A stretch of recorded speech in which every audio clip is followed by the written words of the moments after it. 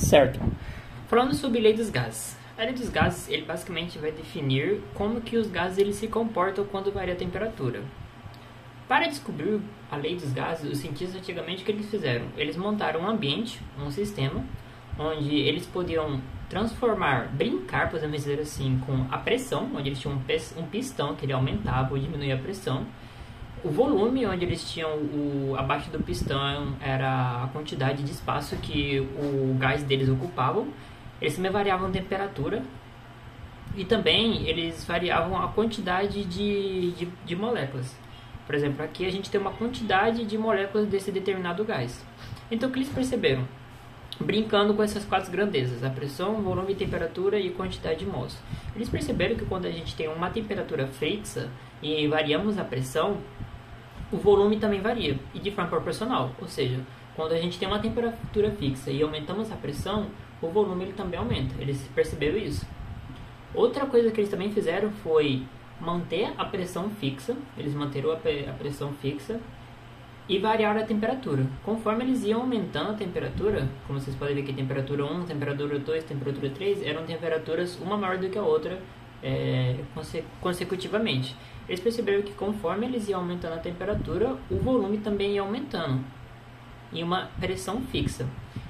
Tendo esses três pontos de vista, eles chegaram na lei dos gases, que é pressão vezes volume, que é igual ao número de mols vezes a constante dos gases vezes a temperatura. Assim eles conseguiram relacionar a pressão e o volume com a temperatura.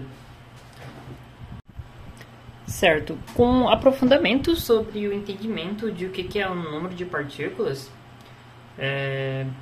eles perceberam, com o passar do tempo, com o aprofundamento do número de partículas, eles chegaram ao entendimento do que seria o mol. Aqui eles dizem que o N é dividido pela massa pelo mol. Se aprofundando no que é o mol, eles descobriram o número de Avogadros, que foi uma hipótese que é a hipótese de Avogadro, que ele propõe que em volumes iguais de qualquer gases, nas mesmas condições de pressão e temperatura, apresenta a mesma quantidade de substâncias de mol, que seria 6 vezes 10 a 23. Para ser exato, 6,02 vezes 10 a 23. E assim eles definiram o mol.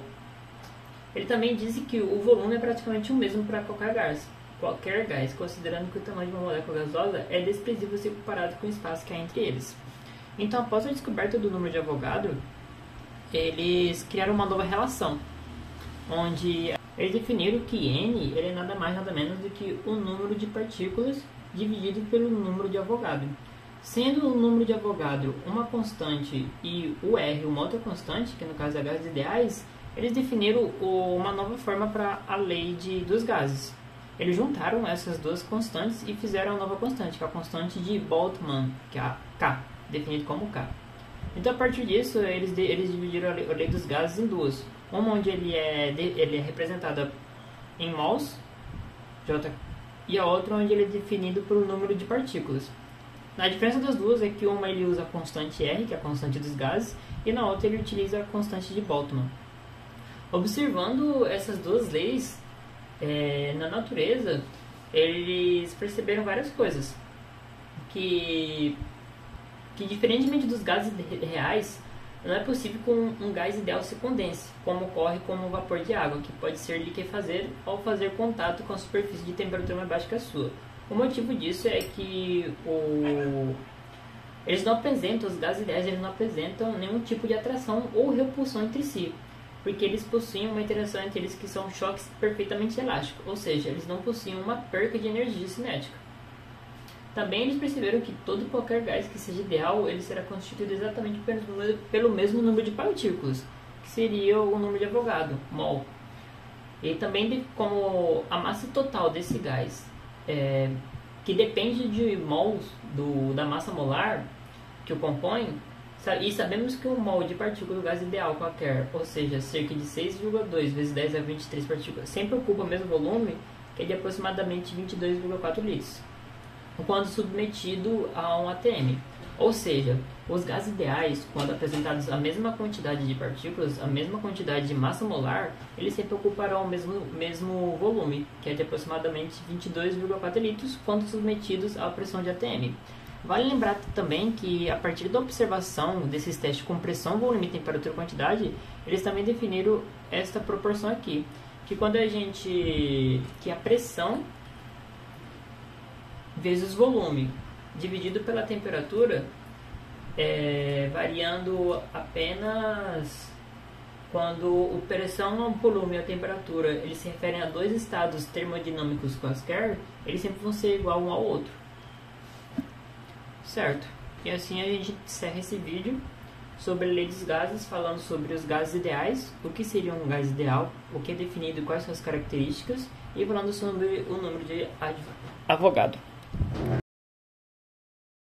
Certo, agora a gente vai falar sobre a velocidade quadrática média dos gases. Vamos supor que a gente tem um cubo e nesse cubo está uma molécula. Essa molécula ela vai chocar com a parede, certo? Ela vai ficar voltando, chocando e voltando.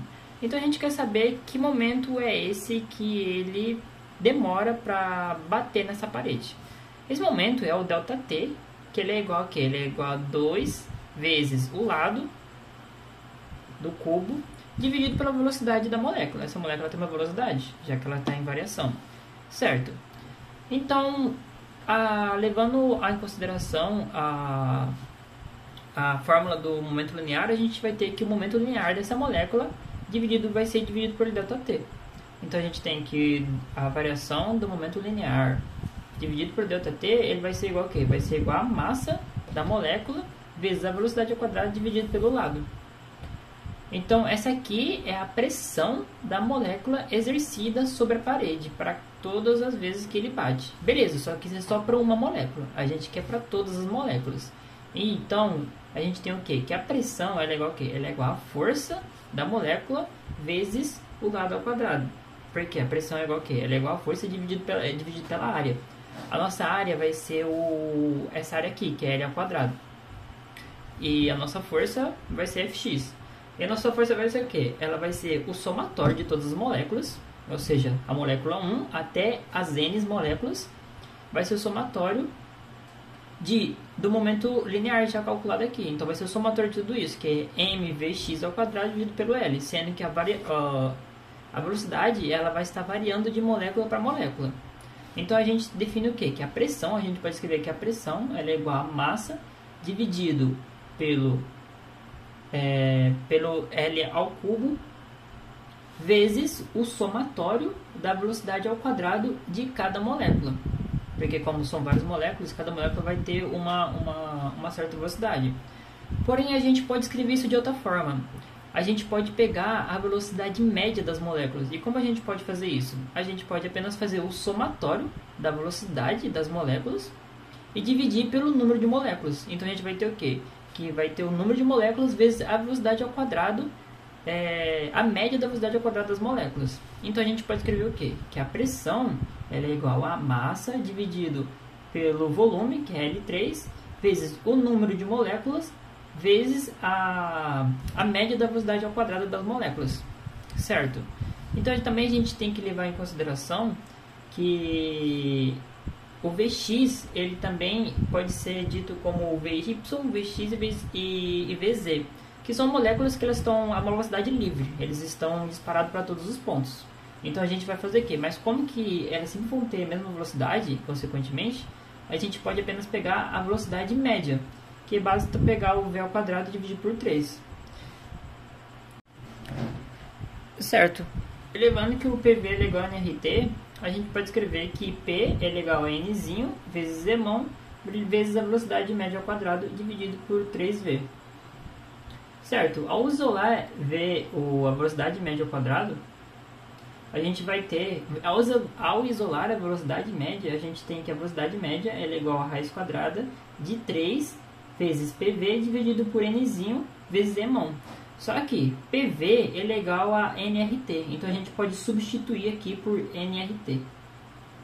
Só que quando a gente tendo nRT, a gente também pode cortar esse n com esse n. O que vai sobrar vai ser apenas a velocidade média, ela é igual a raiz quadrada de 3 vezes RT dividido por Emon. Logo assim a gente tem que existe uma relação entre a velocidade e a variação da temperatura. E essa aqui seria a fórmula da velocidade quadrática média. certo? E é isso. Para encerrar, a gente vai falar sobre o trabalho que exerce um gás. Como no primeiro exemplo citado, a gente tem um quadrado, e nesse quadrado está sendo exercida uma pressão. E aqui dentro está um gás contido. O que é definido o trabalho de um gás? O que define o trabalho do gás é quando existe uma variação de temperatura, ou seja, nós temos uma temperatura aumentando, e consequentemente, quando a gente tem um aumento da temperatura, se a gente observar uma variação da altura do pistão que barra o gás, houve então um trabalho do gás, porque houve uma variação da altura. Então a gente tem que houve trabalho. Agora, se a variação da temperatura e a altura aqui diminui, vem mais para baixo, então a gente não tem um trabalho do gás, a gente tem um trabalho sobre o gás.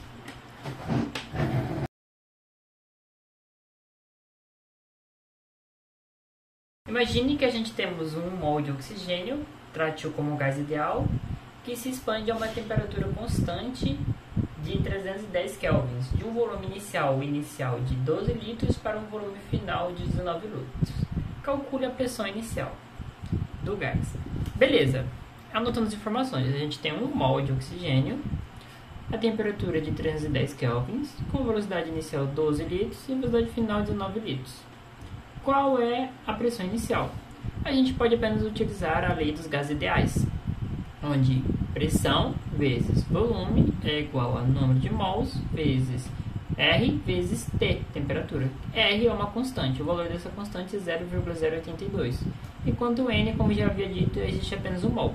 Jogando na fórmula e isolando a pressão, a gente tem que P ele é igual a N vezes R vezes T dividido pelo volume. Ou seja, a gente tem que a pressão inicial é igual a 1 vezes 0,082 vezes 310 dividido por 12. Então temos que a pressão inicial ela é igual a 2,12 atm. Beleza. Próxima questão. Sendo a massa molar M do oxigênio igual a 0,032 kg por mol, determine a velocidade média das moléculas de oxigênio a temperatura ambiente de 300 kelvins. Certo. Então ele nos dá a massa, nos dá a temperatura e basta jogar agora na fórmula, onde a velocidade média é igual a quê? É igual a raiz quadrada de 3 vezes R vezes T dividido pela massa. O R é aquela constante já mencionada antes, que é 0,082. Substituindo na fórmula, a gente tem que 3 vezes 0,082, que é o R, vezes a temperatura, que é 3, dividido por 0,082, que é a massa, ele resulta igual a 483,4 metros por segundo ao quadrado. São questões simples, onde basta você substituir na fórmula que você consegue o resultado.